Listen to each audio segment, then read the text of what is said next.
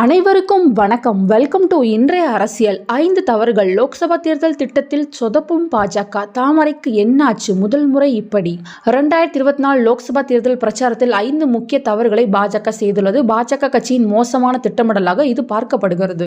இந்திய அரசியலில் தேர்தல் யுக்திகளை மாற்றியதில் பாஜகவிற்கு பெரிய பங்கு உண்டு. இதற்கு பாஜகவை பாராட்ட வேண்டும் என்று கூட கூறலாம்.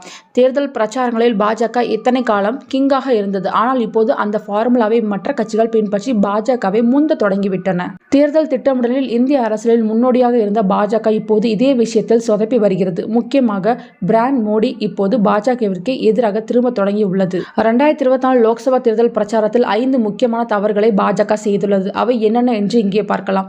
தேர்தல் அறிவிப்புகள் தேர்தல் ஆணையம் தான் வெளியிட்டது என்றாலும் அதை பெரும்பாலும் திட்டமிடுவது மத்திய ஆளும் கட்சிதான் என்று கூறுவார்கள். அந்த வகையில் பாஜக இந்த தேர்தலை சரியாக திட்டமிடவில்லை. தேர்தலில் முதல் 3 கட்டங்களை தெற்கில் நடத்த திட்டமிட்டதால் பாஜக சொதப்பிவிட்டது என்கிறார்கள்.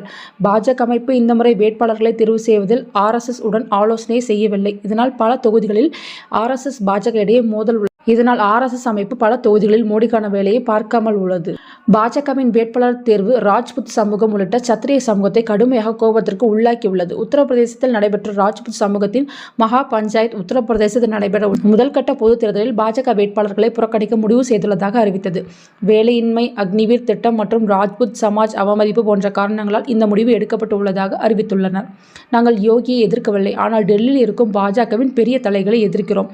ஷிவால் காஸ், சர்தானா மற்றும் கட்டௌலி ஆகிய தொகுதிகளின் கீழ் வரும் 24 கிராமங்களில் கூட்டமைப்பான ஷோபிசி ஏற்பாடு செய்திருந்த மகா பஞ்சாயத்தின் போது ராஜ்புத் அதிகாரத்தை அடையாளப்படுத்தும் சமாஜ்வாதி வேட்பாளருக்கு மட்டுமே தங்கள் ஆதரவை அளிக்க வேண்டும், அவர்களுக்கு மட்டுமே வாக்களிக்க வேண்டும் என்று முடிவு செய்யப்பட்டது. ராஜ்புத் சமூகத்தை சேர்ந்த VP சிங் மற்றும் சந்திரசேகர் ஆகிய 2 முன்னாள் பிரதமர்களை குறிப்பிட்டு அவர்கள் ஏன் இன்னும் பாரத ரத்னா வழங்கப்படவில்லை என்றும் நேற்று பஞ்சாயத்தில் பேசப்பட்டது.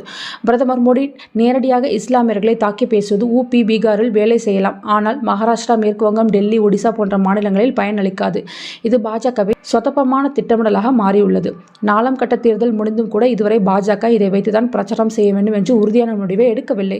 ஒருநாள் இஸ்லாமியர்களை பற்றி பேசும்போது மோடி மறுநாளே நான் இஸ்லாமியர்களை பற்றி பேச மாட்டேன் என்கிறார். அதேபோல் ஒருநாள் காங்கிரஸ் கட்சியின் வாக்குறுதிகளை பற்றி பேசும் மோடி மறுநாளே அதே விஷயங்களை பற்றி பேசாமல் அமைதியாகி விடுகிறார். பிரச்சாரம் செய்ய சரியான தீம் கிடைக்காமல் அம்பானி, அதானியை எதிர்க்கும் நிலை கூட மோடிக்கு ஏற்பட்டுள்ளது. நன்றி.